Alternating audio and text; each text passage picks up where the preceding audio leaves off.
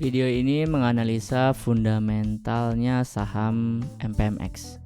Dianalisanya menggunakan laporan keuangan saham MPMX 5 tahun terakhir. Kita langsung ke Excel. Kita langsung ke ekuitas. Ekuitas itu harta di luar hutang, bisa dibilang harta bersih gitu ya. Di kuartal 1 2023 atau buat simpelnya saya akan menyebutnya Q1 23. Ekuitas Q1 2023 MPMX ini ada di 6,3 triliun. Ya. Turun 1% kalau dibandingin tahun lalu. Ekuitas Q1 23 ini enggak yang paling buruk, karena terburuk kalau selama 5 tahun itu ekuitas pas lagi 2019. Sedangkan 6,3 ini ekuitas terburuk kedua ya dibandingin tahun 2019. Jadi secara ekuitas saya bisa bilang lumayan buruk. Lumayan buruk. Itu soal ekuitas ya. Sekarang kita ke laba. Ke laba Q1 23 labanya MPMX itu 131 miliar. Di mana 131 miliar ini kalau dibandingin tahun lalu ya itu turun 10%. Tapi kalau dilihat secara 5 tahun terakhir dari 2019 sampai 2023, maka 131 M ini adalah laba terbesar yang kedua. Ya, yang tertinggi banget itu di 2022 yaitu sebesar 145 M. Ya.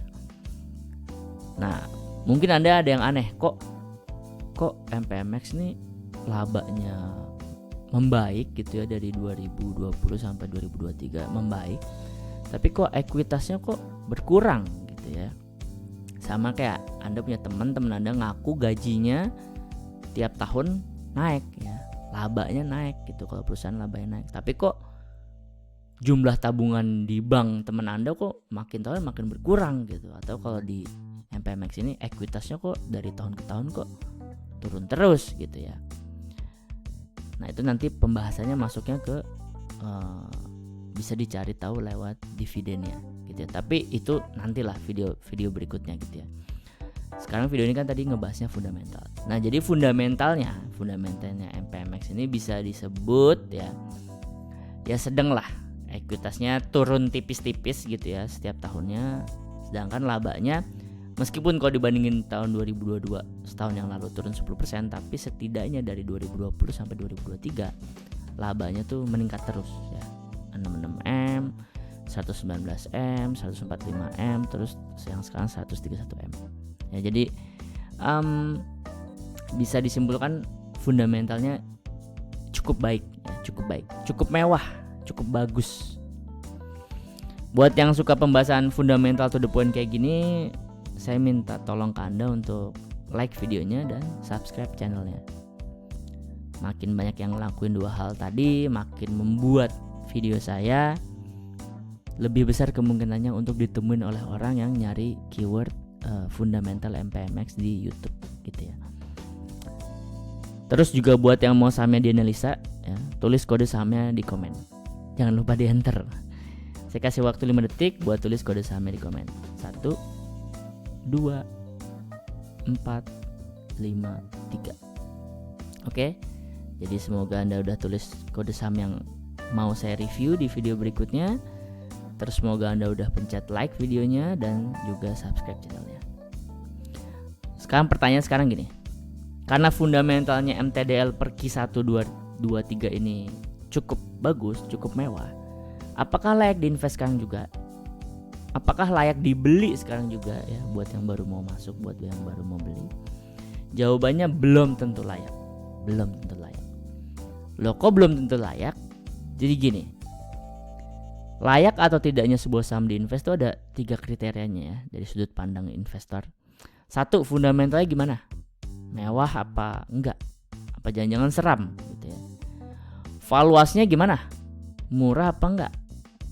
Apa jangan-jangan udah muram gitu ya, udah mahal gitu. Dan prospeknya gimana? Cerah apa enggak? Apa jangan-jangan udah suram gitu.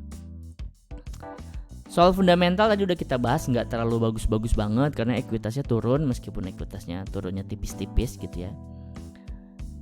Terus prospeknya selama kedepannya nggak ada pandemi lagi ya, sektor otomotif nggak suram-suram banget. Nah tinggal bagaimana valuasinya nih ya, udah murah atau udah mahal banget gitu. Nah soal valuasinya MTDL ini ya, kalau banyak yang like videonya, terus banyak yang request kode saham di komen, maka membuat saya bersemangat untuk membuat part 2-nya, membuat tentang valuasinya gitu. Dan kalau misalnya banyak yang like dan komen, saya akan bahas di video berikutnya tentang valuasinya saham MPMX ini. Sambil nungguin video tentang valuasinya saham MPMX, saya punya bocoran saham-saham yang lolos 3 kriteria penting barusan. Nah, sebentar. Nah, saya punya bocoran 3 saham like invest. Kenapa like invest? Ya karena memenuhi 3 kriteria penting barusan tuh ya. Fundamental mewah, valuasinya masih murah, dan prospeknya cerah. Dan ini sifatnya gratis, jadi bocorannya saya bocorin buat publik. Akses bocorannya, linknya saya taruh di deskripsi. Silahkan menuju ke link yang saya taruh di deskripsi.